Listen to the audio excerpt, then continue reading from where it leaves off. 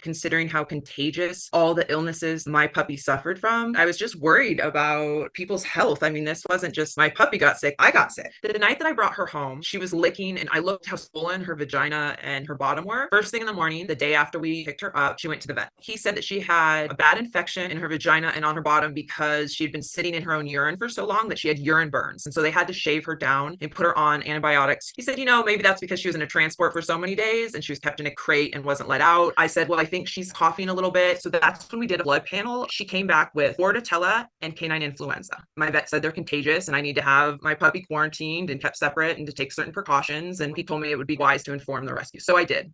They came back and said, oh, it's got to be a false positive. And I said that to my vet, and my vet said, no, that is highly, highly unlikely. This isn't a false positive. But regardless, we did do a second test 4 days later, and it came back with the same results. So I said to Wagmore, well, I just think that you should know. I think if one has it, the whole litter has it, right? If they're in a transport for days and days coming across the country. So they told me they had no other cases of anything like this. They had no other reports. They had no other complaints. And I said, okay. And I just left it at that. About 8 to 10 days after adoption, I have ringworm all over my neck and my side and my body. We went back to my vet to see if she's got ringworm, and she lit up at the vet's like she had been dipped in radioactive fluid. My vet said that he's never seen a worse case in his 50 years in animal medicine. And he said this puppy absolutely had this her whole life. This is not something that could have just been picked up because the severity of it. His words were, which I texted Wagmore, was it is imperative that every single adopter from this litter of puppies is contacted. Once this happened, and I kept saying to Wagmore to contact the other doctors, and I would assume that I would have received the email they said they sent out. Well, I didn't receive anything. And so once my husband had it on his nose, and then once a next door neighbor also showed up with spots of it, I immediately reached out to the adopter who, when I was in there picking up my pup, the other adopter was there and we exchanged numbers so that we could get them together when they're older and see how they grow up and if they look the same. And so I reached out and I said, how's your puppy? She said, oh, she's got kennel cough. And I said, oh, mine too. And I said, do you happen to have any rashes on your body? She's like,